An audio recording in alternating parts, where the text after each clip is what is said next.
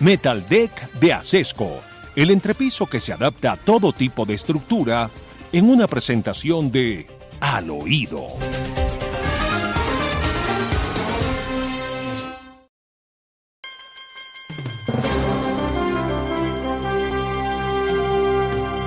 Lo que son las cosas en Colombia, queridos oyentes. FECODE fue uno de los grandes impulsores de la campaña y del gobierno de Gustavo Petro, y ahora es el gran detractor y hace marchas en todo el país alegando que es que Petro quiere la educación privada. Ojalá hubiera más educación privada, ojalá tuviéramos más colegios privados, pero lo cierto es que FECODE se ha desatado, después de elegir a Petro, se ha desatado en contra de Petro. En Bogotá ayer no hubo trabajo, prácticamente, de mar. Ayer fue muy difícil, doctor Fernando, la jornada de trabajo en Bogotá y de movilidad por cuenta de los señores de FECODE. Veamos estas imágenes de la gente bajándose de los buses de Transmilenio, precisamente desesperados en la mañana porque no podían llegar a sus citas médicas. Vea usted la condición de este señor, vea, con un brazo roto bajándose del Transmilenio, mujeres, niños, todo mundo bajándose de los buses de Transmilenio porque no podían llegar a sus lugares de trabajo, a sus citas. Y esto se lo debemos evidentemente a los señores de FECODE, que han tomado las vías de hecho como una manera de hacerse sentir. Pero lo grave de todo esto, doctor Fernando, es que la protesta ni siquiera la dirigen contra Gustavo Petro, que es el principal responsable de lo que le está pasando al país. La están dirigiendo al Congreso de la República para pedir que se archive el proyecto de ley estatutaria de reforma a la educación, porque entre otras cosas el proyecto de ley lo que pretende es que haya un sistema de calificación mucho más riguroso para evaluar a los docentes del país. Los docentes han dicho que no están de acuerdo con eso, no quieren que los califiquen porque les parece que eso ya es persecución política.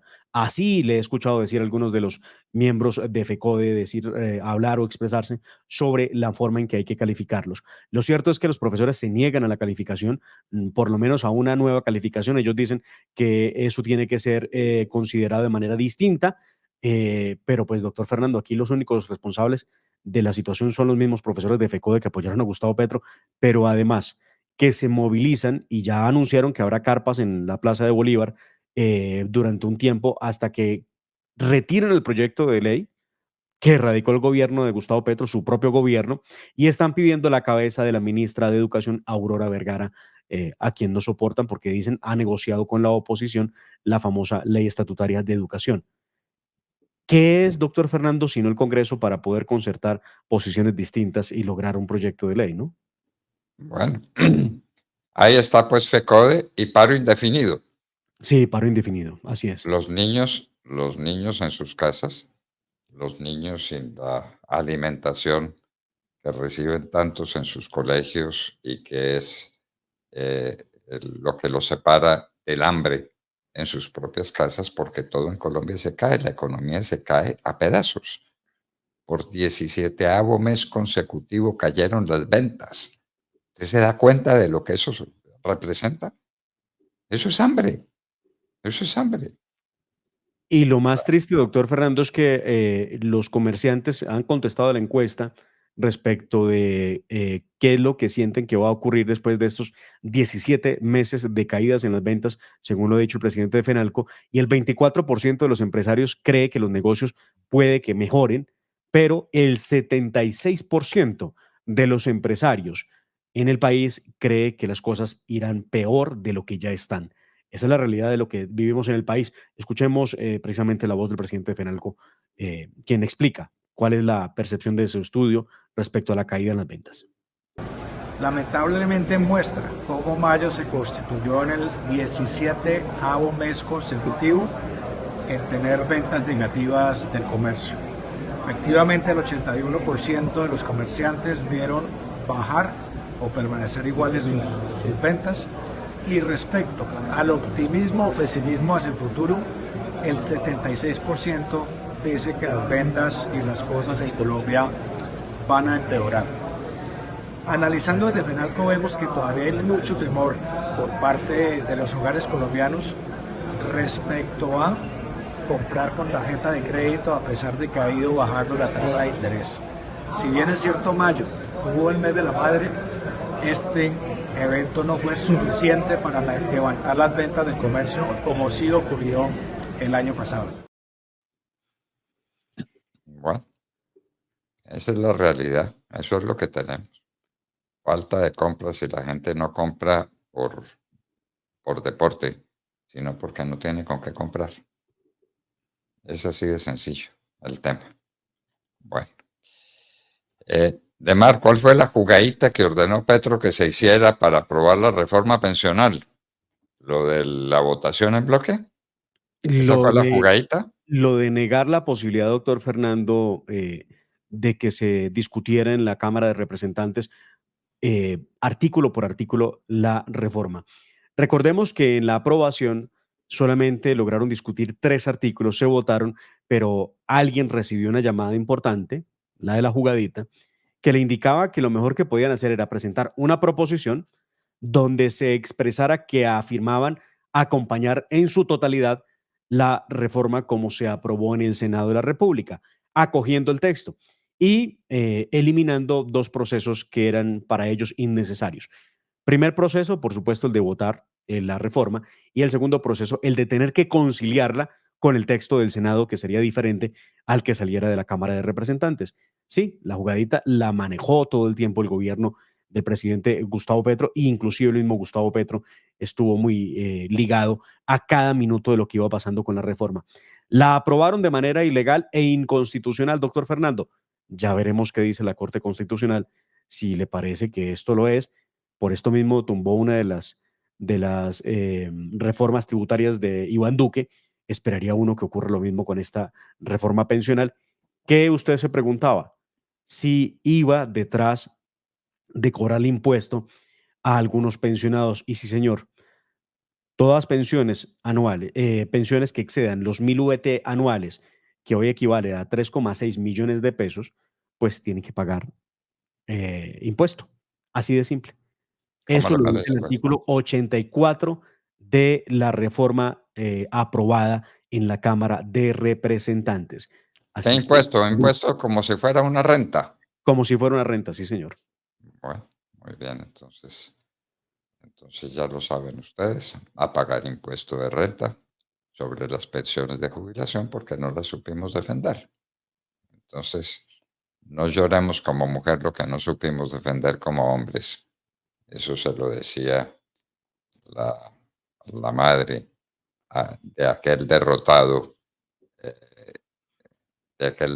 musulmán en las gestas de Granada, ¿no? No llores como mujer lo que no supiste defender como hombre. De manera que a pagar impuestos sobre las pensiones de jubilación era lo que faltaba. Mar, ¿cómo es el cuento de que vamos a recibir niños palestinos en Colombia?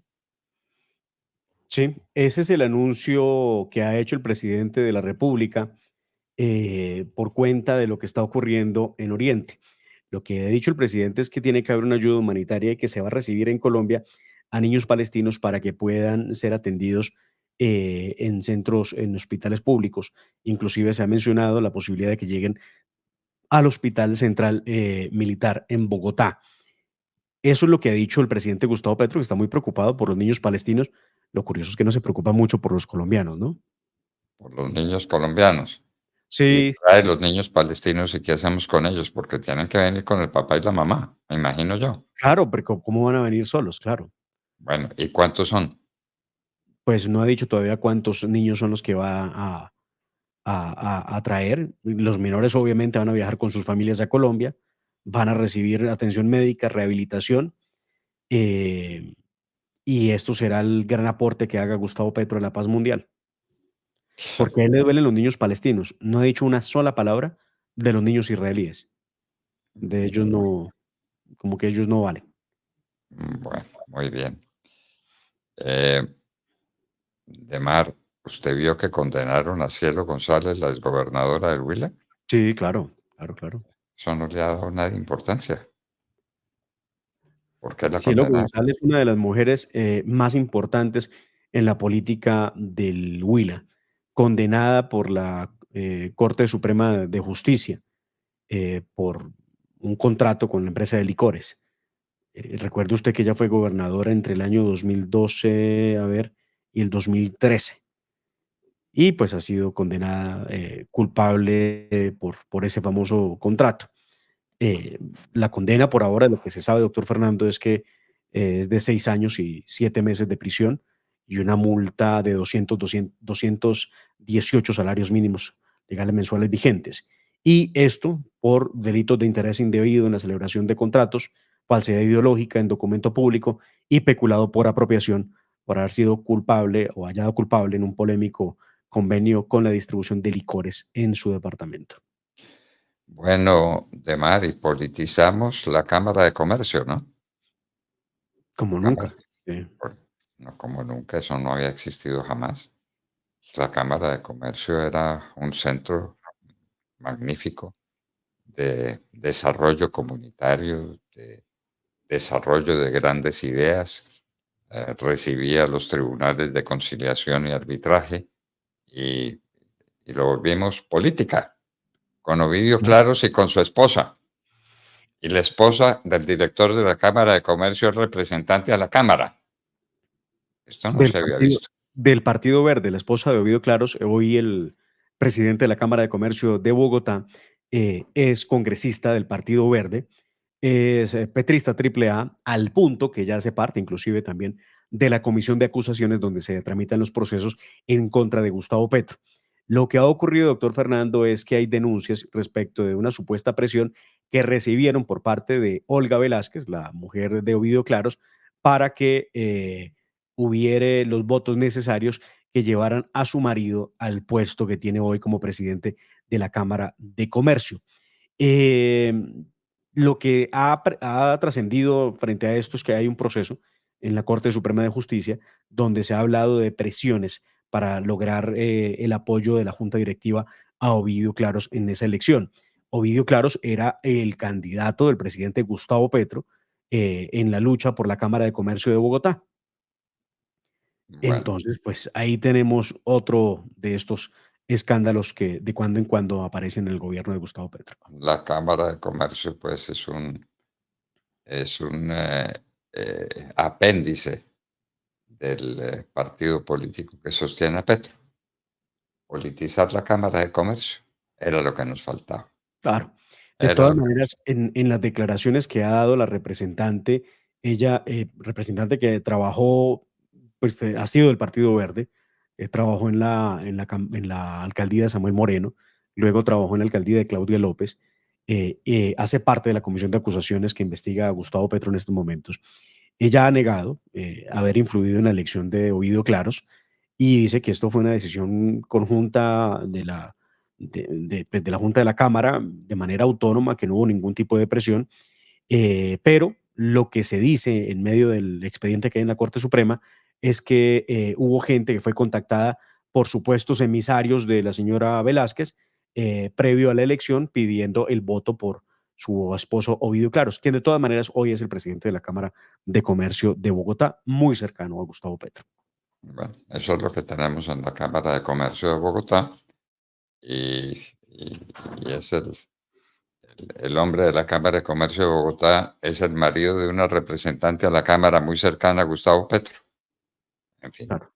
en fin, son cosas que Oiga, doctor pasan. Fernando, uno pasa, es verdad, pasa rápido por las noticias y a veces no entra a mirar detallitos.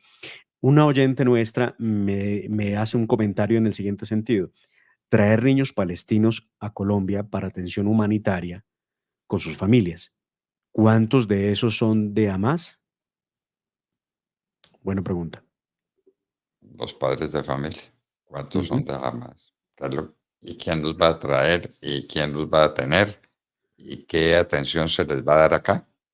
No ¿Y olviden pues que hay cuánto nos una va a barrera idiomática tremenda.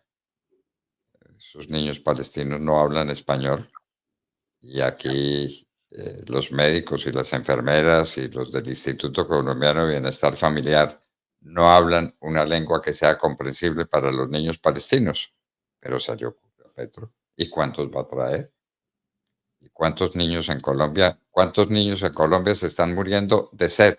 Los niños de La Guajira. Claro, y los ¿Cuántos? niños del Chocó, sí, claro. Muy bien, muy bien. Los niños del Chocó y los niños de tantos sitios, pero vamos a traer niños desde Palestina. Dios mío. Bueno, algunos alcaldes están pidiendo bombardeos. Están desesperados con el ataque de las FARC. Y las Están FARC, desesperados, doctor Fernando, sobre todo en el departamento del Valle, pero eso en todo el país. Anoche en el debate de control político, de hecho, doctor Fernando, que se le hacía al ministro de Defensa, se le hizo debate de control político tanto en Cámara como en Senado. Obviamente el ministro no tiene el don de la ubicuidad, a duras penas él puede hacer presencia en algún lugar, porque es un hombre bastante callado. Estuvo en la Cámara de Representantes, pero no fue al Senado. Y en el Senado envió una de sus viceministras, que yo no sé si entendía todo lo que le estaban diciendo. Lo cierto es que el país está reclamándole a Iván Velázquez que actúe cuanto antes, aunque Iván Velázquez dice que sí, si es bien es cierto, los procesos de paz producen el aumento de las estructuras criminales, ellos no han dejado de hacer lo que les corresponde para salvaguardar la vida de los colombianos. La denuncia de los senadores y de los representantes a la Cámara es generalizada respecto de cómo están extorsionando y secuestrando en todo el país las estructuras de las FARC y del ELN, sobre todo. En cuanto al tema de los bombardeos, el alcalde de Cali, el alcalde eh, el alcalde Alejandro Eder ha dicho que es necesario que se evalúe el tema de volver a los bombardeos, lo mismo que el alcalde de Popayán, Juan Carlos Muñoz, quien también afirma que ya es hora de presentar alternativas reales y eficaces por parte de la fuerza pública para ver si se logra restablecer el orden público en el norte del Cauca, doctor Fernando, y por supuesto en el Valle del Cauca, donde la situación cada día empeora más, pues como lo escuchábamos de voz del representante Cristian Garcés hace unos minutos aquí en La Hora de la Verdad. bueno, Demar, pero es que no se le olvide que Cali está organizando la reunión mundial de Claro, personas vinculadas al medio ambiente para la que vengan. COP16. Muy bien. ¿Quién va a venir en esas circunstancias? Si le cuentan que hay muertos por todas partes, que estallan las bombas, que tiran drones y que vengan a esa región. Claro. Yo no sé, escuchaba a un funcionario de gobierno, no recuerdo quién era, Luis Fernando Velasco, que le preguntaron, venga, con esta situación de orden público a 10 minutos de Cali, ¿usted cree que van a poder recibir en la COP16 a personajes de todo el mundo representando sus países en una reunión en Cali? ¿Usted lo ve posible? Y él decía, sí, claro, es que una cosa no va con la otra. La seguridad está garantizada. ¿Garantizada? No le garanticen la seguridad a los ciudadanos, ahora van a garantizar la seguridad a unos visitantes de otros países, a crear un lío diplomático donde le pase alguna cosa a alguien, Dios no lo quiera, el problema es para Colombia. Pero Además, pues esto es el gobierno. la reunión no es en Cali. La reunión está prevista, es para que la gente venga a las zonas especiales del Chocó, del Cauca, las vecindades de Cali. De manera que el alcalde con toda razón se pregunta, en estas condiciones de desorden público, de inseguridad, ¿quién va a venir? Muy difícil que, bueno, y pues sí, maravilloso por Cali, porque esto significa, doctor Fernando, turismo, esto significa una dinámica nueva por un momento para la economía, pero muy complejo el tema de orden público y se cree, por lo menos, que el evento que está entre Bogotá y Cali, principalmente, doctor Fernando, eh, tendrá una asistencia de unas 12.000 personas, pero 12.000 personas en medio de esta situación de orden público, muy complicado, aunque dicen pues que el gobierno ya dijo que garantizó todos los temas de seguridad para la COP16. Bueno, Demar, la hija de Carlos Horacio Urán es funcionaria del gobierno nacional. Pero claro, era funcionaria del gobierno nacional, era. ¿Qué ha pasado con eso? La hija del magistrado auxiliar Carlos Horacio No, no, Urán, él no ¿no? era magistrado ni magistrado auxiliar. Él era Eso tenía sí, tenía un otro nombre.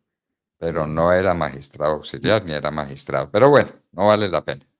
Eh, Lo ella trabaja en asesinó, la, lo asesinó el M-19 en el Palacio de Justicia. sí, lo asesinó la guerrilla de quien le da hoy trabajo o le daba trabajo en el gobierno actual. Tenía un contratico importante en la Cancillería y lo que ha trascendido es que no le van a renovar el contrato porque ella ha tenido que admitir seguramente en algunos espacios eh, públicos de su desempeño como contratista del gobierno, que no se trata solamente de hablar de una parte de lo que pasó en el 6 y 7 de noviembre de 1985 en la toma del Palacio de Justicia, y ha mostrado su malestar por ondear la bandera del M-19 cada cuanto y tanto. Recuerde usted que Gustavo Petro casi en todos los eventos públicos que hace en Colombia siempre tiene presencia de la bandera del M-19 porque algún desprevenido la lleva y la ondea delante del presidente Gustavo Petro, y él se ha sentido muy orgulloso de que utilicen la bandera. Pues la señora ha dicho que el M-19 también es parte de la tragedia del Palacio de Justicia. Recuerde usted pues que esta señora ¿Cómo que es ha parte? Ah, ¿Cómo, cómo pero que es que no lo han admitido porque para este sector de la política, aquí los únicos responsables fueron las fuerzas del Estado. Para que ellos el fueron M-19 las que fue asaltaron el palacio? Ya, pues. eso es lo que han hecho tratando de reescribir la historia y trasladándole la responsabilidad a los héroes de la patria que recuperaron y libraron a Colombia de un golpe de Estado dado por el M-19. Lo cierto es que las expresiones de ella, donde involucró al M-19 como parte de la tragedia del 6 y 7 de noviembre del 85, no le gustaron al presidente Gustavo Petro, no le gustaron a sus amigos dentro del gobierno, por lo que se pone en duda la continuidad de su contrato en la Cancillería. Y todo ¿Contrato porque para qué? ¿Qué hace esa señora? yo no sé Averigüemos. si tengo por acá si el dato de cuál es el contrato que tiene la señora en la Cancillería. Bueno, contrato en la Cancillería. Yo ni sabía que estaba en Colombia. Creí que esa familia estaba en el exterior. Pero en fin, está en Colombia y tiene contrato con el gobierno del movimiento M-19 que mató a su papá en el Palacio de Justicia, como está absolutamente comprobado. ¿De acuerdo? Sí, claro. Las declaraciones que nos dio un magistrado del Consejo de Estado cuando le dijo: Carlos Horacio, no te pares, no te pares. Se paró y lo mataron. Bueno, esa De hecho, trasciende, doctor Fernando, el tema de Elena Urán, quien habría terminado por enviarle una carta al presidente Petro, en el que le invitaba a repensar, esa es la expresión que utiliza ella en la carta, a repensar el uso de símbolos del M-19 eh, en eventos públicos. Dice lo siguiente en la carta que le envió a Gustavo Petro. Abro comillas. Usted insiste en sacar a relucir una bandera de un grupo armado bajo el argumento de que no está prohibido. Le pregunto, ¿sirve eso para algo? ¿Gana usted, sus antiguos compañeros, o gana el país con esto? Es lo que le cuestiona la hija de Carlos Horacio Urán. Y la carta sigue refiriéndose a lo que significó el M-19 para muchos sectores del país, razón por la que no, pues, no están contentos con su estadía como contratista del para el gobierno. país entero, por Dios, eso es historia, historia. Con la plata de Pablo Escobar, el M-19 asaltó el Palacio de Justicia para asesinar a los magistrados de la Corte Constitucional como lo hizo y para robarse los expedientes de la extradición que tanto le molestaban a su socio Pablo Escobar. Eso es historia, eso no es para discutirlo con nadie. Eso está absolutamente comprobado. De manera que la hija de Carlos Horacio Bras, como las hijas de todos los sacrificados en el Palacio de Justicia por el M-19, tienen derecho a detestar el M-19. Uno no entiende cómo esa señora entonces está contratada por el gobierno del M-19. Vea usted, pues, lo que son las cosas de la vida. Bueno, mi El querido Demar, cargo que tenía o que tiene la señora es asesora en asuntos para la no repetición de la Cancillería. asuntos para la no repetición Ujú. de la Cancillería. Bueno, muy bien. ¿En qué consistirá? Démosle una miradita a ese contrato a ver a qué está obligada ella, la hija de Carlos Horacio Urán, que le pide a Petro que no use la bandera del M-19 y con toda la razón. Tiene todo el derecho a detestar al M-19. Asesinó a su papá. Así de fácil. Lo asesinó en el Palacio de Justicia. Bueno, Demar, entonces llegó la hora de la despedida, la hora triste de cada día, pero alegre porque sabemos que Dios mediante nos volvemos a reunir mañana a las 6 en punto de la mañana.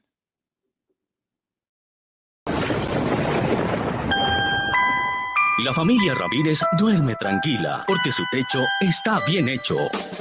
Bien hecho como las cubiertas Acesco. Por su doble capa protectora, son ultra resistentes a la corrosión y al paso del tiempo. Para que tu techo quede bien hecho, exige calidad Acesco. www.lahoradelaverdad.com.co. Escúchenos desde cualquier parte del mundo a través de nuestra página de internet. Opinión, deportes, cultura y entrevistas. Visítenos y participe. www.lahoradelaverdad.com.co. Pase la voz.